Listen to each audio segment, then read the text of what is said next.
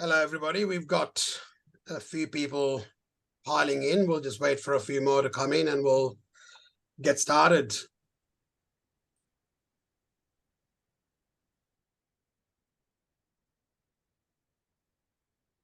While we are waiting, if you would like to put in the chat your name, where you're from, that would just let us know who we are talking to.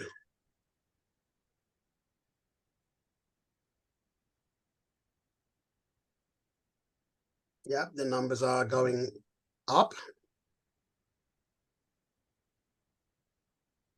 Hello, Kelly. Welcome. Renee and Cassie, thank you for joining us.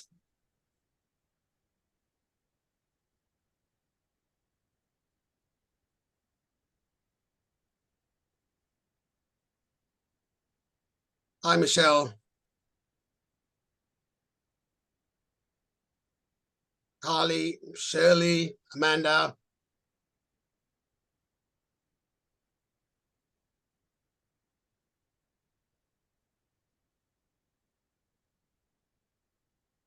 Hello, Kirsty. Angeli. Oh, we've got quite a few people joining. The numbers are going. I'll just give it another minute before we kick off.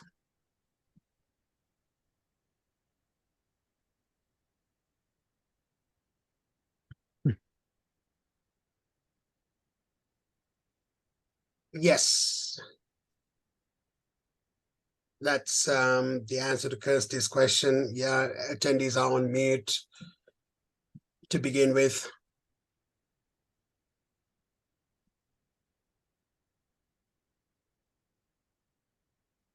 Yeah, we've got still people piling in, so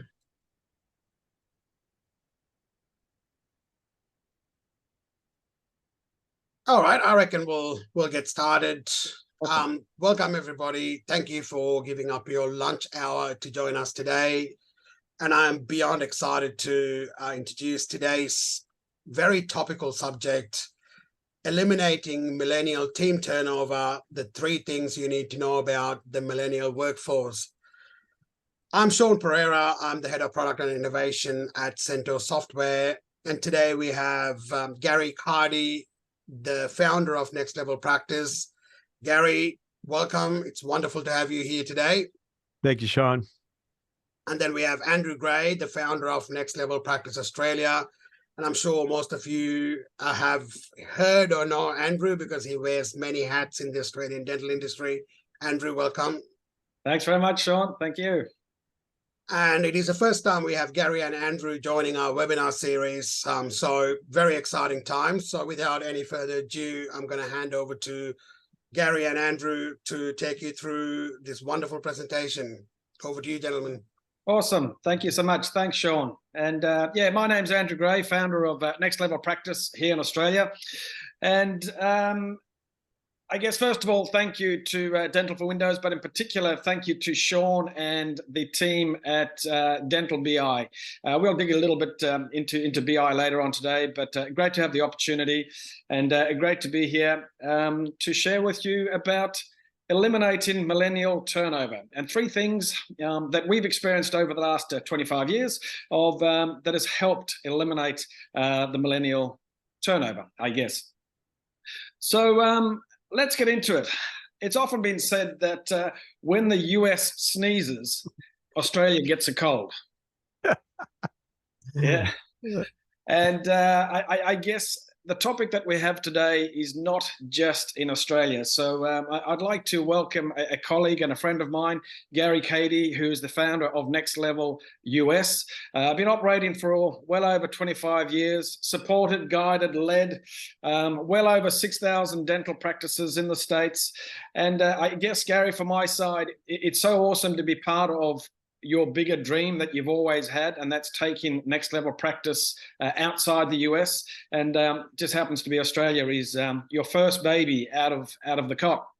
So yeah. So good to have you, Gary. What can you share with us?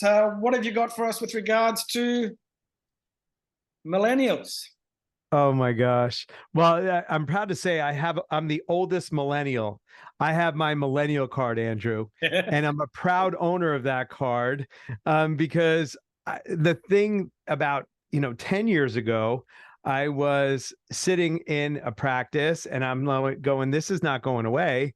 This is actually what we need to serve and tend to. We need to understand this thing called the next generation of people who are working inside of our offices. So, I became a millennial for 3 years and really sought to understand the motivations, the thinking, the world. Because what is interpreted by people that have gray hair like me is that they tend to be entitled, not hard workers, all these myths, and they are myths. Who doesn't want to live? I was working and I was living to work. I wasn't working to live. And that was misinterpreted by like, hey, they want to go home at 5:01 in the afternoon. No, they're smart because they want to have a balanced lifestyle. Who doesn't want to leverage technology to make life easier and simpler? But what we have is this emerging generation of owners who are more of baby boomers, and then millennials, Gen Zers, that world, and understanding how to make it all work. And I think what happened, Andrew, was that, I want to say that, in the US, we were open 6 months prior to Australia opening. So when we were coming out of the pandemic, we were able to identify a lot of things about this group of people and this supply and demand issue that got created out of the pandemic and the emerging generations. And tonight we're going to talk about and unfold what happened and what there is to do about what happened. So I just want to thank Dental for Windows, Sean and Mona for the privilege of being here today, our audience today for giving up their lunch, and for you. I think it's important people know you in Australia and in Australian dentistry, but your vision for raising the standard of care for patients, your vision for raising the standard of self-care for dental owners, practice managers, and team members, like really getting in and making sure you're serving that internal group of people who, the men and women who go out and serve patients, and bringing that vision alive tonight is really exciting to be a part of. And I'm very grateful for that. Awesome stuff. Well, thank you very much. Good stuff. So when we look at millennials, generally they get a bit of a bagging. I don't know if you use that word in the States, but they a bit hard done by in a few things. But the truth is that the forecasts are that by 2025, at least 40% of the Australian workforce is going to be millennials. Yep. So I guess we have one or two choices. We can either dig a hole and put our heads in the sand and hope that they all go away, but they're not going to. Yeah. So I guess it's up to us now to embrace the millennial workforce and bring them into our lives and dig deeper into their lives on what makes them tick. Yep. From your experience, is there one particular, maybe two things that you have found that makes them tick and gets them out of bed? Well, yeah. They don't like selling widgets. A lot of what we're going to be talking about tonight is a heart-centered, purpose-driven. They want to know that they're making a difference. They want to be a part of a movement. They want to be a part of something greater than just transacting. You can see it in how they purchase. There was this big move for labels and polos and big houses back in the day. And now it's tiny houses, labelless, things. They're not into things, they're into experiences. And also the cell phone really transformed this generation. If you're not giving dopamine shots, if you're not giving positive reinforcements in a short loop, these things, people, think about it. They wake up, they're on social media, then they come to work and everything stops for 8 hours and then they pick it up later. One of the things we designed here is how do you have it be a seamless lifestyle where they're expressing their purpose, aligned to their values, where they're getting their dopamine shots and getting connected to the difference that they're making each day, and then giving them some freedoms because, the reason why we have 20% in the US and in Australia, vacant vacant positions is because they chose to leave the workforce. Then they went and they're doing something else. So we have to get better at attracting these talented people. And if you know the proper care and feeding of millennials, you will have a full team and they will line up and drive the heck out of your practice and be excited about it. And, you know, I know we have a lot of millennials listening today. You know, it's like really honoring and understanding how to build a practice so it fulfills on these things: purpose, dopamine shots, and validation, likes. They want to get liked throughout the day. They don't want to be invalidated, right? And really allowing them to have a full expression of who they are, aligned to their personal values with some space and freedom to be who they are. It's so true. And I was actually in a practice the other day, and I was having a chat with a millennial, and I asked her the very question, like, what is it that you're looking for? And within a split second, she said, Andrew, all I'm looking for is flexibility. Yep. Yeah. Yep. So it's certainly one of the areas that they're after. And it's just making sure that you have that vision around fulfilling, I guess, the millennial side and providing that flexibility. Share with us a little bit about some of the disadvantages, or how it is impacting, how the millennial workforce is impacting the US workforce. Well, there's a lot of negative things, but they're all creating better work environments. It's the importance of like being better business owners. For our practice managers on the call today, for our doctor owners today, you know, you could sit back before and you didn't have to make these changes. If you don't change now, it's change or die, because and I don't mean it that drastically, but it's like you're going to slowly shrink if you don't shift during these periods. And we can see it in the States. There's a growing separation of those that pivoted post-pandemic and made these changes that we're talking about, and those that didn't are very stagnant. So a couple things to look at. First of all, we have 20% of positions that are vacant. That really affects, you know, overworking people. It really affects the production and the productivity of a practice. Let's add that 21% of millennials change jobs within a year, 1/5 of the workforce. Now we're at 40% of either a vacant spot or a change. The cost of this in the US, it's $30 billion. I mean, I know you're going to have some stats for me on the Australian front, but the thing about this is, you know, think about the training that you have to do. And that's why retaining and getting to the proactive side and getting, and by the way, the same things that retain a millennial team member attract a millennial team member. And here's the good news right now. Most people in Australia are not taking these innovative approaches, these 3 things that we're going to talk about today, to get you to attract, retain, and have them be motivated to drive your practice. And, you know, I always say the pandemic wasn't done to us, it was done for us. And if you understand what's so, you can then make the shifts and changes, not difficult ones, when there's a very practical, simple ones we're going to give today, that allow you to really overcome this whole thing of, you know, not being able to first attract and be able to retain your team members.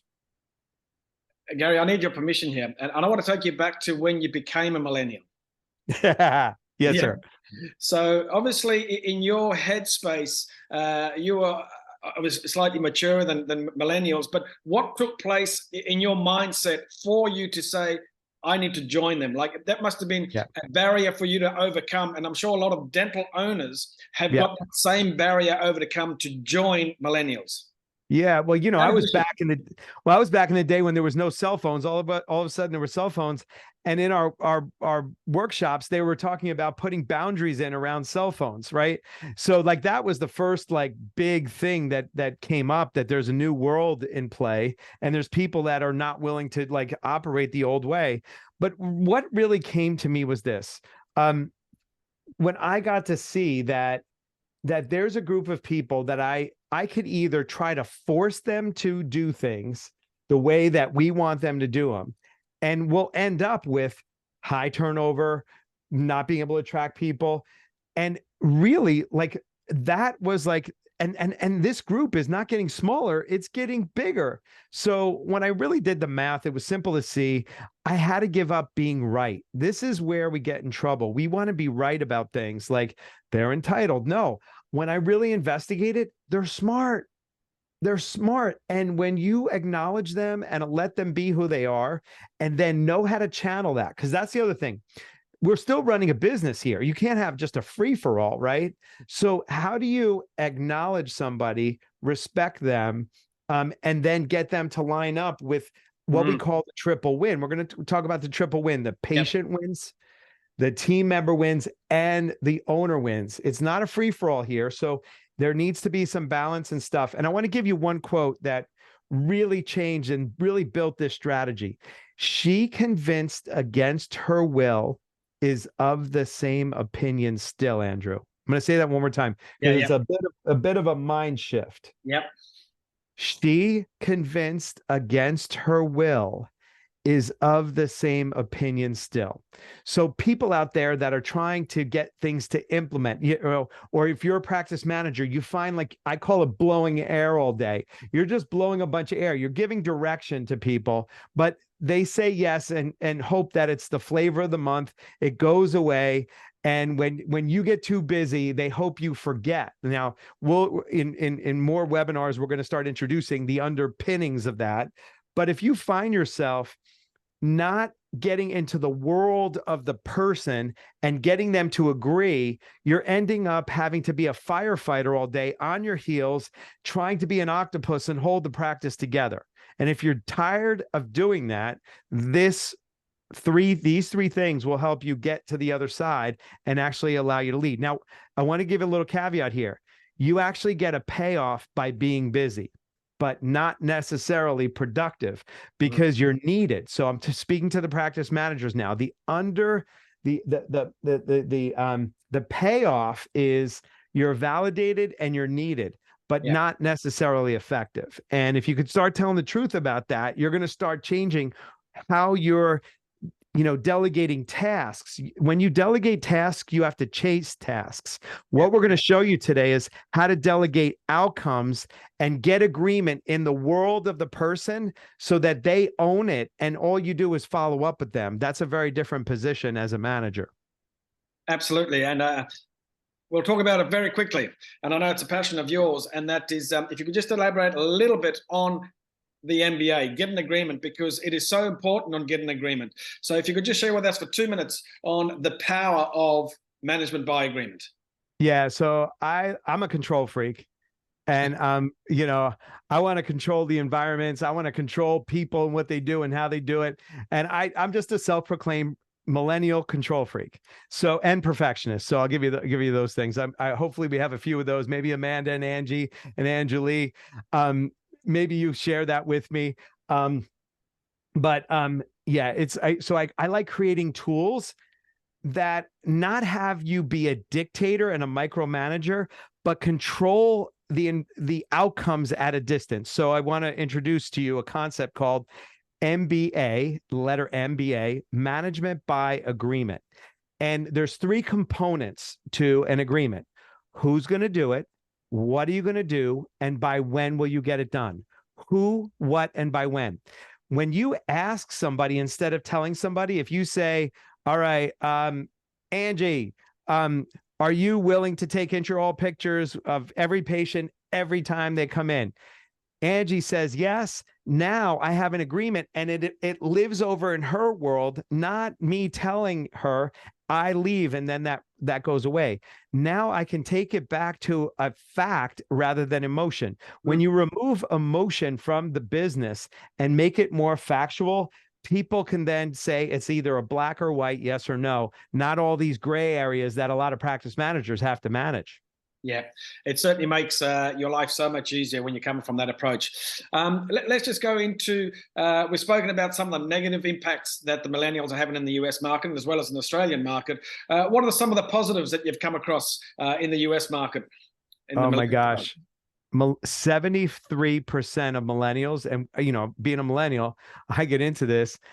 they work more than 40 hours per week. Now they like their flexibility, and there's ways to integrate flexibility. And we can go into that if you'd like to talk about that. But there's way, dentistry has a more limited, you can't work from home, obviously, in a dental office. Well, some people do. We do have some people delivering from home. I don't want to say that fully, but if you're an assistant, or a hygienist, it's difficult to, do a prophy from your house. Right.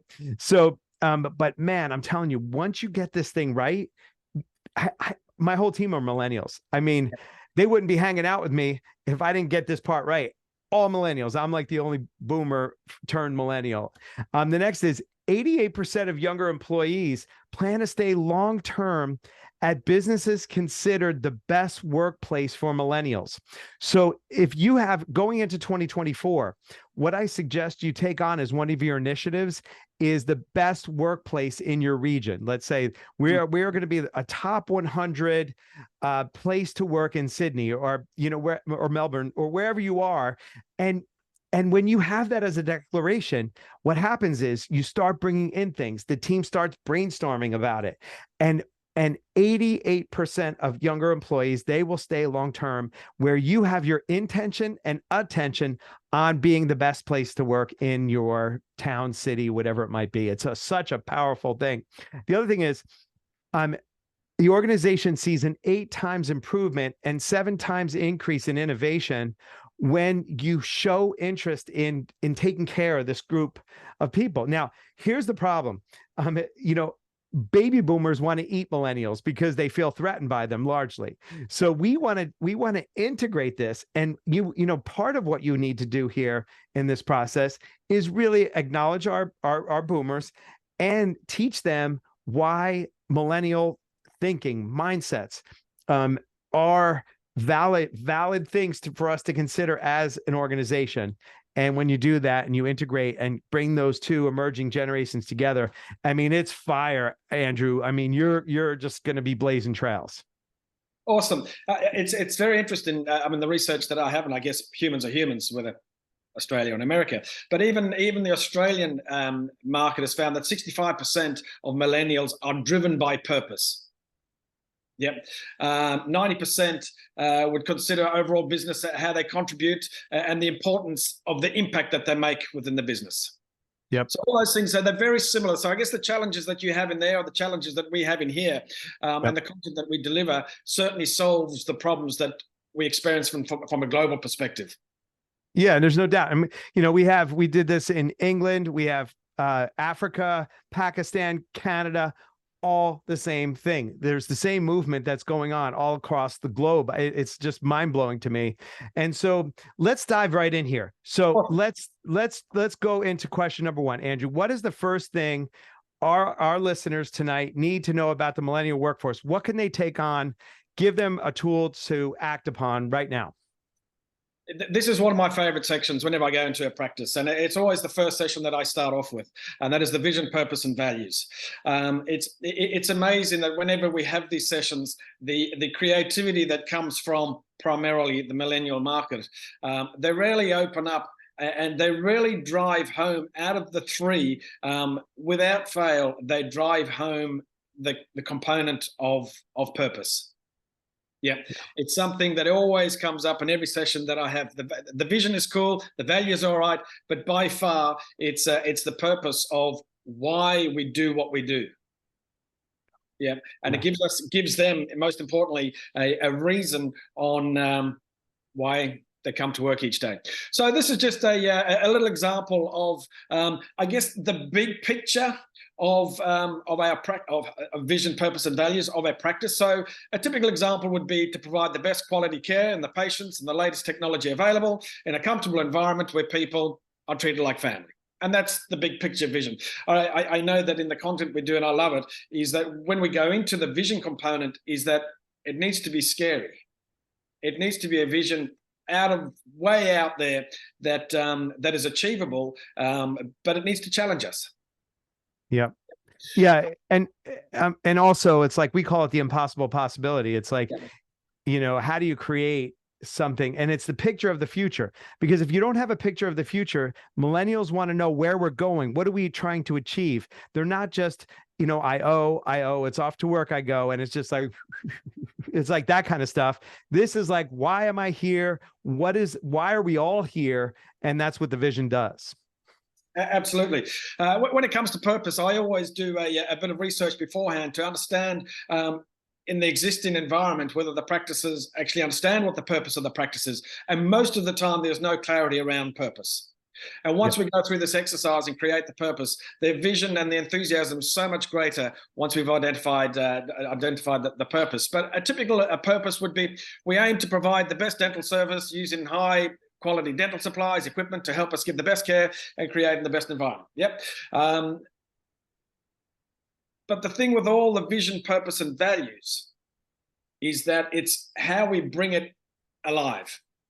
Yeah. How we give it legs, how we make it walk, and that it's not just a A4, colored A4 stuck on the wall in the tea room that people might read or not read, but it's the behaviors that follow this is where it gets pretty funky and pretty sexy and pretty exciting. Yeah. And I'm sorry. I just want to jump in here. The first one is like not very exciting. It's like kind of tactical, and it doesn't really, like, it's too much to understand. So that first one is like, and by the way, you don't need this if you're not looking to attract and retain people. It wasn't needed, right? This was just like a nice thing to do. This, like you said, give it legs and let it walk, let it breathe. Think of the business as a living, breathing entity. We call it the mothership.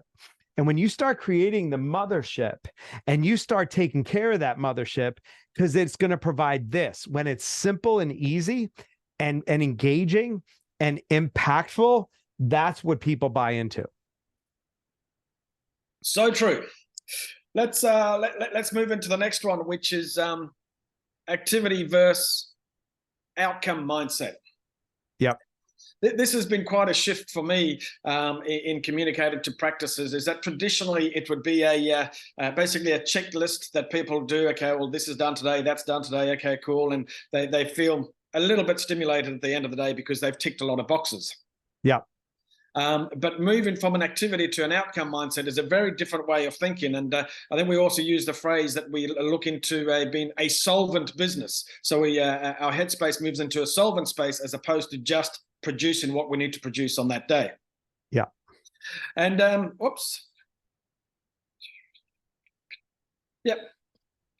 So one of our fundamentals that we have is the triple win. Yep, where the patient wins because they're educated and they've been provided the value that they deserve. The team wins because they've achieved their dopamine and they've achieved their goals. And most importantly, the practice wins because it's achieved its big picture vision that it's ultimately set out for. Yep. And one of the areas, or a phrase that we have, is your daily primary outcomes, or your DPO. So I'll just take you through very quickly on the DPO. But what the DPO gives us, it just gives us clarity and it gives us purpose on what we need to be achieving on a daily basis. And also, Andrew, if I could add here, I want to speak to the practice managers right now. This is the shift for you so that you don't have to manage tasks. You're going to manage outcomes. It makes your day so much easier and allows the responsibility to lead, to be in each team member's world. The other thing that this does is, this is the win for the practice. So we take, and this is a great time to do your goals for 2024, and you'll be able to meet with Andrew. Andrew's going to have an opportunity for you to have a consult so he can customize this for you. You can take your what you want to do annually, and this is doctors out there. You want to take more time off. This is where you uncollapse time and money. So this is where you design your life versus having a defaulted life. This is for the practice owners and the practice managers. This gives you the playing field to manage the players on the field and know where the inefficiencies are. So I wanted to set this up a little bit so you understand what Andrew's going to unfold for you. Awesome. So let's just use an example of a production goal of 2.2 million and then a collection goal of 2 million. Obviously, within that difference, there is potentially some discounts that may exist, but but it's the collection goal that we're after. So we re-engineer from there. So we look what the big picture is, what we're wanting to achieve, the number of days that the dentist is looking to work, the amount of time that they want to have off. And then with that is the amount of days that team is supporting. In particular, in this example, is this clinician will have 2 hygienists supporting them over the next 12 months. And here's a breakdown of how it all falls into place. So number of doctor days, 168. Number of hygiene days, 336. Obviously, there's 2 hygienists in there. And now we start looking at goals and budgets for those hygienists of $1,500 a day times 336. That will give us a goal of 504 for the year. Then we bring it into the doctor day of less the 500,000 gives us 1.6 million. And when we re-engineer it from the big picture into smaller chunks all the way down per days and even per hours, it just makes the practice life and the practice manager's life so much easier by managing the outcome, not the task itself. Yep. Anything on that, Gary, that you want to share? Yeah, and now all of a sudden we can break. How do you eat an elephant? One bite at a time. So usually what happens is only 4% of dentists retire financially free, and dentists want to be able to give their teams bonus. There's a bonus tied to this. That's where the dopamine comes in. So you hit your daily number. Now the team's focused on hitting their daily number. And then as long as you collect the benchmark amount, that's the trigger to pay the bonus. And the bonus is calculated on a daily basis. And it's based upon 100, you can go to the next slide. $1,500 a day for the hygienist, $10,000 a day for the doctor, and the treatment coordinator is going to present $15,000 a day. And we believe that 67% is your case acceptance conversion rate. So a third will, when you present a treatment, they'll say yes. A third won't, no matter what you say and how you say it. A third won't. That leaves a third out. The third in the middle, when Andrew has a 5-step patient education system that allows you to get the third that might be on the fence over to the ones that say yes when you recommend it, that's how you get 2/3 case acceptance. So when you present $15,000 a day and you close 2/3 of that, when you close it in the month of October, 10,000 a day, it will be on the schedule for November, 10,000. This is how you'll have peace of mind and be able to take vacation days, because you'll know that what you do in October will show up in November. So this gives you the ultimate control. Again, being a control freak, I designed this management by agreement. Now we have DPOs.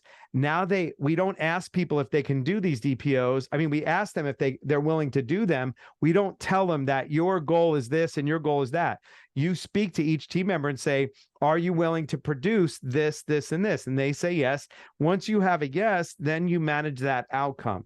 Very different in managing things when you do it this way. Yeah, it's certainly one of the biggest challenges I come across is that dentists asking, Andrew, how do I get buy-in from my team to achieve what I want to achieve? But this just makes the buy-in process so much easier. Yeah, it's like, what we found was team members were playing not to lose, and entrepreneurs play to win.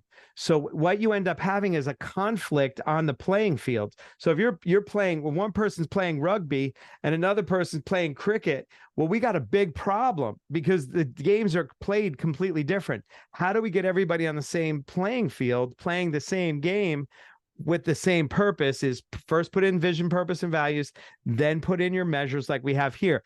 And then I want to highlight, these are the goals for each position. Do you want to highlight each position, Andrew? Are you excited to share these new positions in Australia today? Yes, this is pretty cool. I like this. So we refer to them as the DOFI. So the DOFI is the Director of First Impressions. So I guess in an Australian term, that is the people who manage the front desk. Yep. But they have now responsibilities of what they should be achieving on a daily basis. Yep. So they are part of the process now and supporting the others. And it gives them their purpose of making an impact, creating an experience when they have that title. You can't be reading a magazine and filing your nails if, that's a front desk person, like a piece of furniture. But a Dofi, they're in Dofi, they feel good about creating, impressions and impact. And their outcomes are to do 10,000 a day in the doctor schedule. So when somebody's canceling, their behavior, we're changing behaviors, and you're not having to manage these behaviors. They know their outcome, so they can self-propel themselves, self-create the outcome if they know that that's what their measure is. And if they get stuck, they can ask for help, and you give them love and support and training. The same thing is true with hygiene. You fill the hygiene schedule at 1,500. If somebody cancels, they're proactively doing that. If you lose 1 hour in a day, you can never get that back. And that's where all the costs of inefficiency come from. This way, you have the entire system moving and everybody playing in outcomes versus activities. It's a very different way of managing a dental practice, without doubt. The one I do like, but not everybody has the luxury of a financial freedom fighter or a treatment coordinator. But when the system runs the way it should do, the most integral part of the practice, and that's converting the treatment cases and following up on the treatment cases. So I do like the financial freedom fighter. The ninja is, no, I'm not just an assistant, that you are more than just an assistant. You are more than just sucking spit. Yeah, is that you have true value to what you need to achieve in helping produce the outcome for the day. Because go ahead. I'm sorry for stepping on you. I get excited about this role because when I created this methodology, I sat as an assistant, and you know what, Andrew, they would say when the dentist walked out? Yeah. That guy. Would you do what he just recommended? And meanwhile, I realized our assistants are the most trusted by the patient and the least utilized in the patient education system. Now, your assistant is doing patient education, helping people get same-day dentistry. They're not just sucking spit, sterilizing and seating people. They're actually an active role in being an educator, chairside with the patient. Amazing.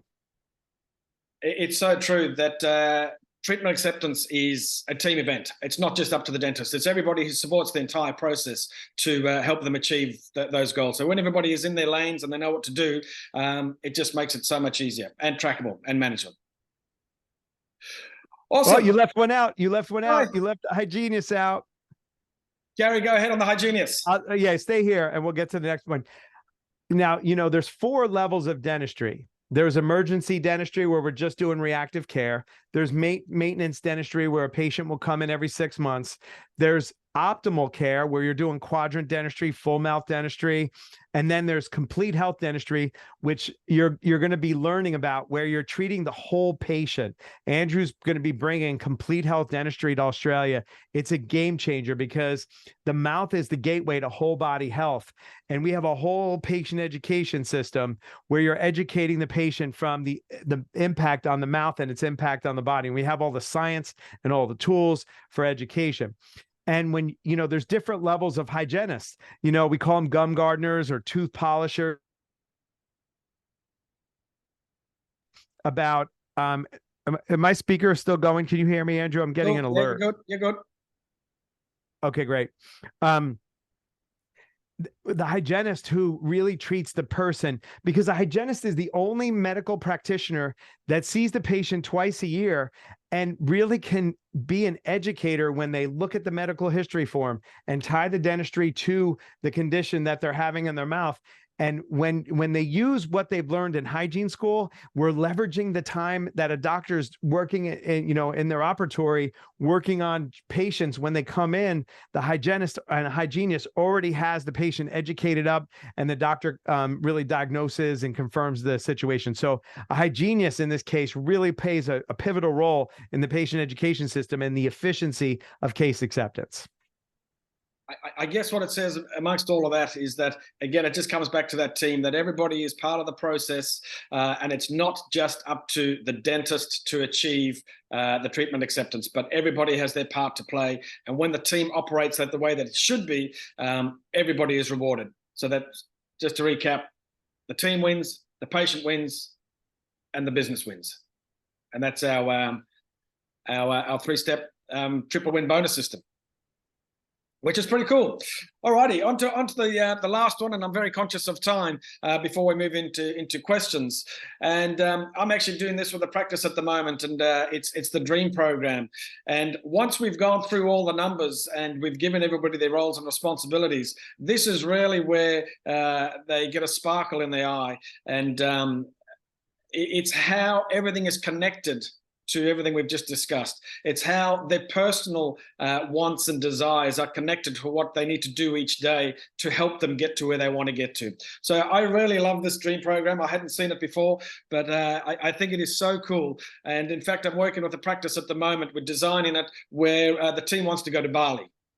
So once we've got things tracking, we're now in this process. So it's really cool. The thing I love about it is that you get so much engagement from the team on this program. Gary, can you dig a little deeper into the Dream Program and what it's all about?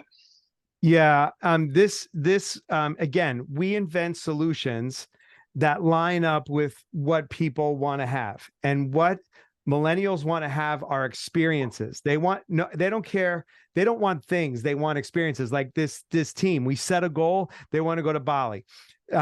We have this Dream Program invented where adults, especially moms out there, I want to speak to the moms out there, they take care of themselves last. And we want to really bring you to, so you start taking care of yourselves first, put the oxygen mask on yourself, and then take care of your family and your work. And it's a big, big job that moms have. And what happens is you get so busy that you forget to self-care, self-love, create experiences for yourself. And this is the number one retention driver in a practice. This is how you retain people, because they're having experiences, not just working, but they're having experiences.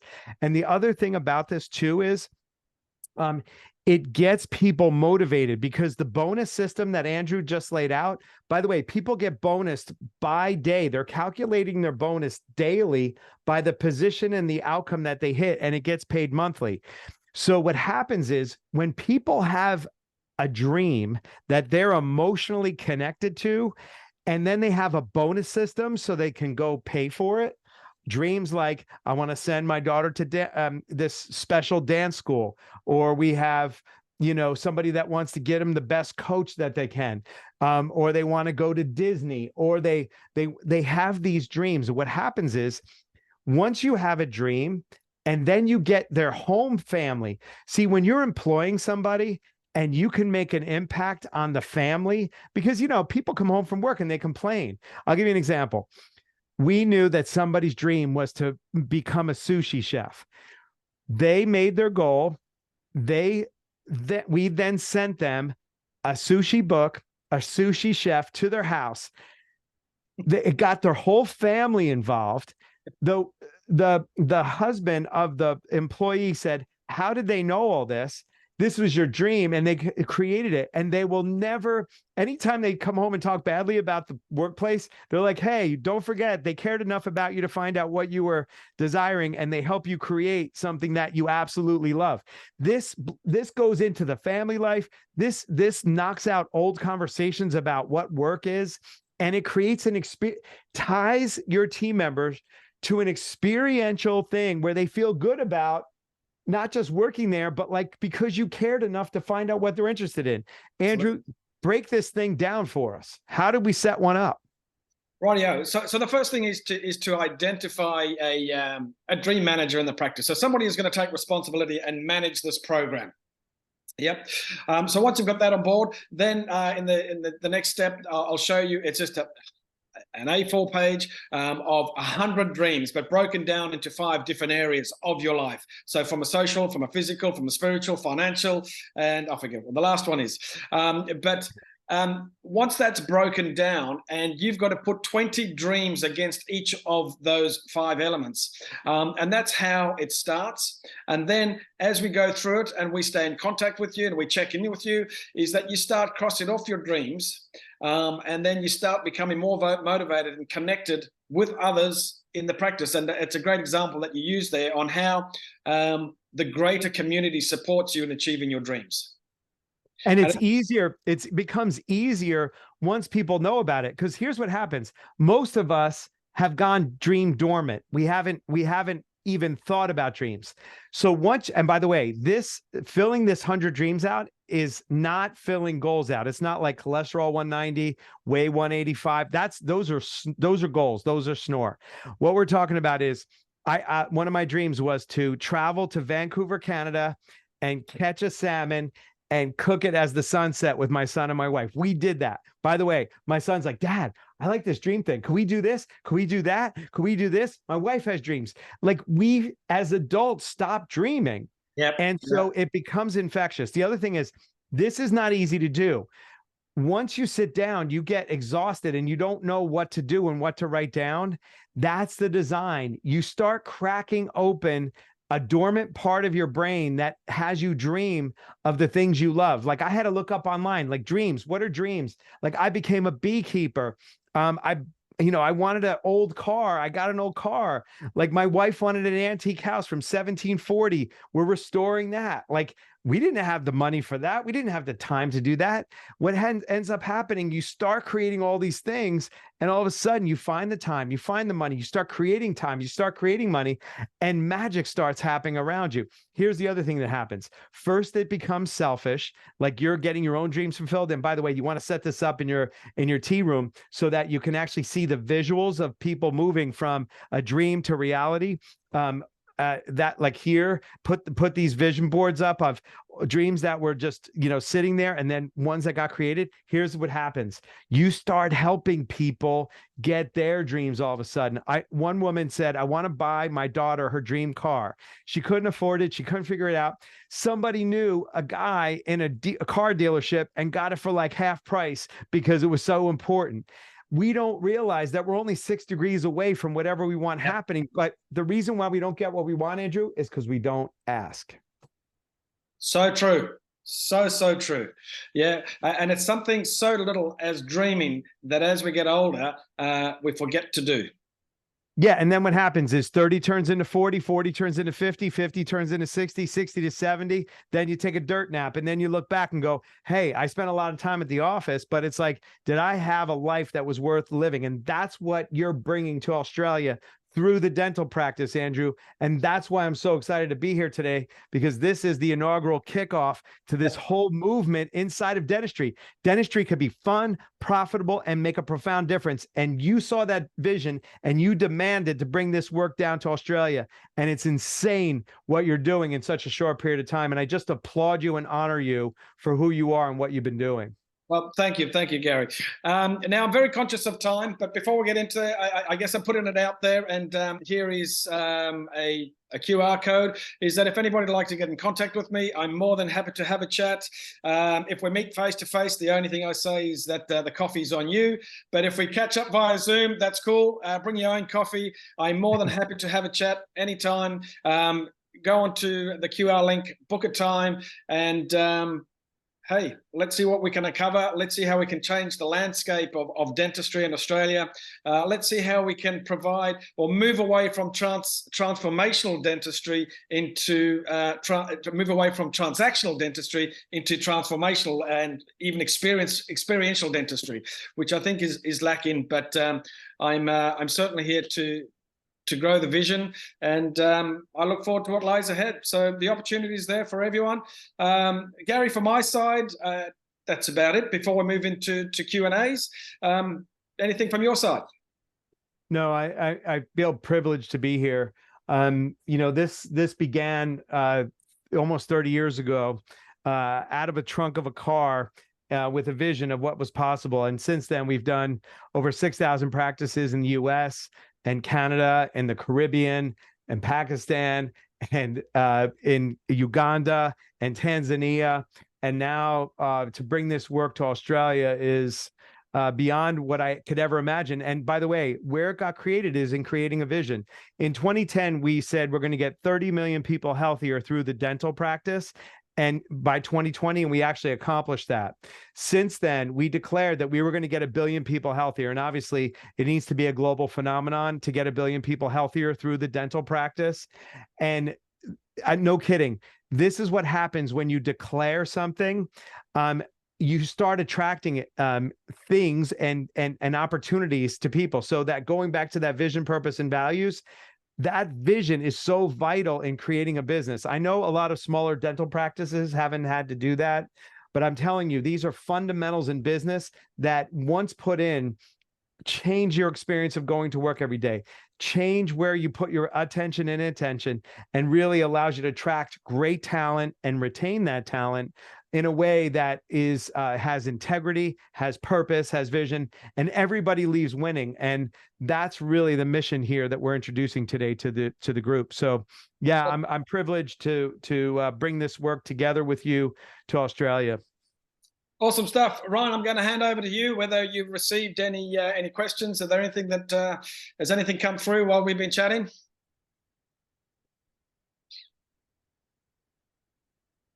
Ryan, are you there? Yep. No, nothing yet. No questions yet. I'll just say, Gary, that's a good sign. Yes, of course. But we really invite you to really share what stood out from our webinar today. What came out? Just even share if you don't have a question. What were you attracted by? What really inspired you today? I'd love to hear. I'd love to see a couple of those comments. That would be really helpful to us so that we know what you were connected to. The Dream Program. Anjali, thank you for that. Yeah. I'm telling you, it sounds like something to do and a little effort. It's no cost, a little effort. But here's what happens. The Dream Manager, their life gets transformed because they're making an impact on their team and their patients. And then the team members, it's just a blast to do that. So I'm glad you connected with that, Anjali. Anyone else connecting with, I jumped in late, but the Dream Program, yeah, it really does, Grace. I recommend getting on Andrew's schedule and just having a conversation with him. We want to really have, interactions with you guys. What are you seeing? We want to collaborate with you as a partner. So if you have stuff that you have questions about, really jump on and speak to Andrew, because the more people that he gets to talk to, the more we're going to be able to bring this to you and customize it for you. So that's great, Grace. Thanks for being on today.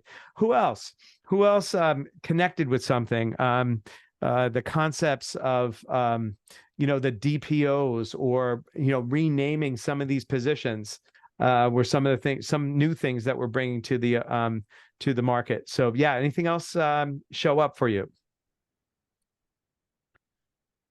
Are you willing to? Yeah, very good, Anjali. Thank you. Are you willing to instead of I want you to, right? This whole concept of not having to force things on people, but letting them choose. See, when you let somebody choose, then it resides over here. And then all of a sudden now they can own it and you can take them back to that. It's the difference between enabling and empowerment. Enabling is where you are hand-holding people. Empowerment says, do you agree that this is what you're going to own? And then really supporting them and getting underneath them. And that's where the empowerment comes from, is getting them tied to create the vision, purpose, and values and the Dream Program. It's sort of like a business sandwich. The DPOs are the business model that you need in place. And the vision is what ignites them. And the Dream Program is something personal to them. I'm interested to know what others have in place for bonus schemes and the whole practice across different roles. Yeah, this is a great question. Thanks, Renee. I want to highlight this. Andrew, can I take this one here? All yours. Yeah. So the way the bonus structure, there's a big problem with bonus structures. Here's why. A bonus scheme that is on collections and at the end of the month creates major problems. First, the team thinks it's they're part of their salary if they don't get it. So it does the opposite. It demotivates them. The second thing that does is they wake up at the end of the month and they try to scramble. And if they're not within striking distance, they don't change behaviors. The model we're introducing here is it ties to what the owner wants to happen, broken down by month, by day. Here's the key thing, Renee, by position. So what happens is we saw this thing called the 80-20 rule. 80% of the results were created by 20% of the team members. This also creates resentments when you create a blanket bonus scheme. What happens is the team members that don't do anything, the people that do things and change, get that outcome, they get resentful because the other people haven't really done anything.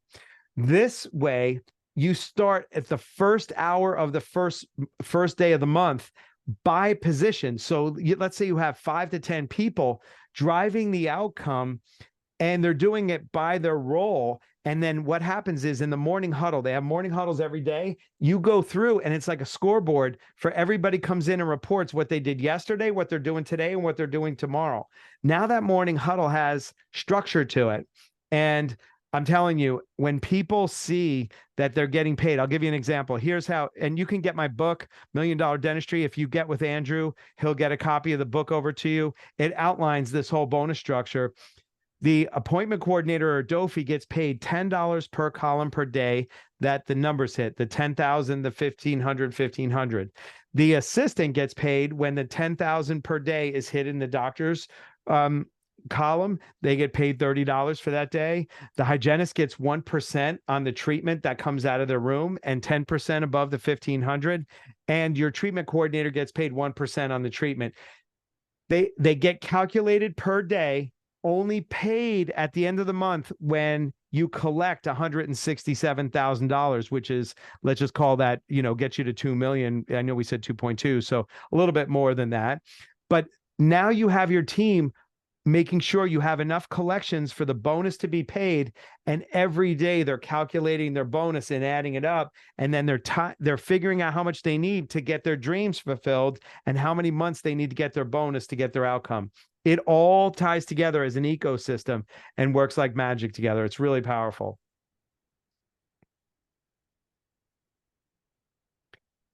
There we go. Ryan's got $1 Million Dentistry, and in that book, you can learn a lot of the intricacies of the bonus scheme, and Andrew can customize that for you. You can get on his calendar and help you customize that for your practice. Good. We have 4 more minutes here. How are we doing, Sean? Was this valuable to you today? Absolutely. Absolutely. I've seen your talks, Gary. Every time I learn something new. So it's wonderful. And I hope all the attendees today are going away with something. If nothing, please take the Dream program with you, because that is going to transform your practice. So to me, watching you for the 10th time, it's still very valuable and learning every single time. So thank you, Gary. And Andrew, thank you for joining us, and also, thank you for bringing Next Level Practice to Australia, because the Australian dental practices can do with a new way of thinking, such as the Dream program, or giving them the responsibility to take charge of what they do. So wonderful to have you both, and thank you to all the attendees, and have a wonderful rest of the day. Thank you. Awesome. Thank you very much. Thank you, Dental BI, and thank you, Dental for Windows. Thank you. Thank you, everybody. Gary, thanks, Mona. Thank you, Ryan. Good day. Thank you. Thank you, Gary. Thank you, Andrew.